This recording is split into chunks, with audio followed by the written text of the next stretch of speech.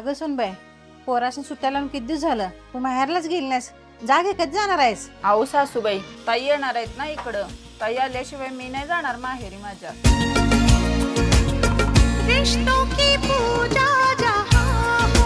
अहो ते आला का? बरं आहे तुम्ही? ठीक आहे पाणी. मी एकदम मस्त आहे बघ वहिनी. अगं पण तू का माहेरी नाही गेलीस? पोरांना सुट्ट्या लागून तर 8-15 दिवस झाले की. अहो ते तुमचीच वाट बघत होते मी. तुम्ही येणार आहे म्हणूनच मी थांबले. आता मी आले ना, मग तू जा आणि निवांत 8 दिवस राहून ये माहेरी. अगं मी पण तिला जाज म्हणून सांगायला, पण ती तुझीच वाट बघायला बघ. अहो ताई, तुम्ही येणार आणि मी जाणार असं कसं होईल हो? तुम्ही पण इथं विश्रांतीसाठीच आलाय ना, आणि 4 दिवसच विश्रांती मिळते आपल्याला. आणि सासूबाईंना तर कुठं काय कामं होतं तो. जाईन की मी 8 दिवसानंतर परत. नंदा यायचं म्हटलं की भाऊजया माहेरी पळतात. मी लय नशीबवान आहे, मला तुझ्यासारखी वहिनी मिळाल्या. अहो ताई, मी पण नशिबवानच आहे.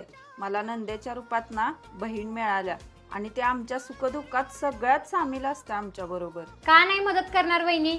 तू माझ्या दादाचा संसार एवढा फुलवलास, माझ्या आईची काळजी घेतेस, तिच्या जेवणाची, तिच्या औषध गोळ्यांची, सगळं तिला वेळेवर देतेस. परत दादाला सुद्धा कधीच दुखवत नाहीस, म्हणून मी पण तुला कधी दुखवत नाही. आणि लेकीला काय पाहिजे असते दुसरं?